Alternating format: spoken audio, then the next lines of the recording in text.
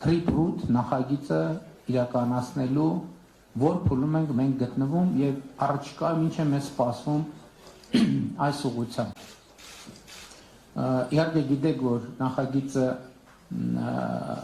մեկնարկել է, ստեղծվել է օգոստոսի 8-ի Վաշինգտոնի խաղաղության գագաթաժողովի արդյունքում եւ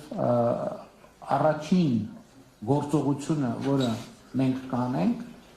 եւ մենք հիմա աշխատում ենք դրա վրա, որ նաեւ ցույց է տալիս, պիտի ցույց տա, թե ինչպես է իրականացվելու նախագիծը, այսպես ասած, կանոնակարգման գրավոր բազա ստեղծելն է։ Ուզում եմ հիշեցնել, որ ըստ էության այդ բազայի ստեղծման առաջին փուլը Վաշինգտոնի հռչակագիրն է, որտեղ ընդհանուր շրջանակը նկարագրված է։ Հաջորդիվ ինչ է տեղի ունենալու։ Հաջորդիվ տեղի է ունենալու Հայաստանի եւ Միացյալ Նահանգների կողմից համատեղ իրավաբանական անձի ստեղծումը, որը հենց կլինի Trip ընկերություն կամ Trip-root ընկերություն անվան վերջնականացումը նաև ընթացքի մեջ է, որը կլինի արդեն ինչպես ասացի Հայաստան Միացյալ Նահանգներ համատեղ հիմնադրված ընկերություն եւ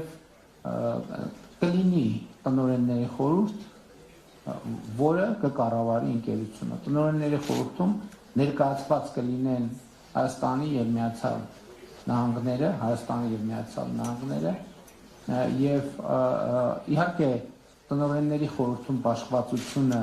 կախված կլինի նաեւ մասնաբաժիններից, որի շուրջ նույնպես ներկայումս քննարկումներ են տեղի ունենում, բայց կարևոր է արձանագրել, որ ռազմավարական նշանակության հարցերի վերաբերյալ Հայաստանի ներկայացուցիչները Հայաստանը կունենա վճռական ձայնի իրավունք։ Սա շատ կարևոր ըմբռնում է եւ շատ կարևոր արձանագրում է։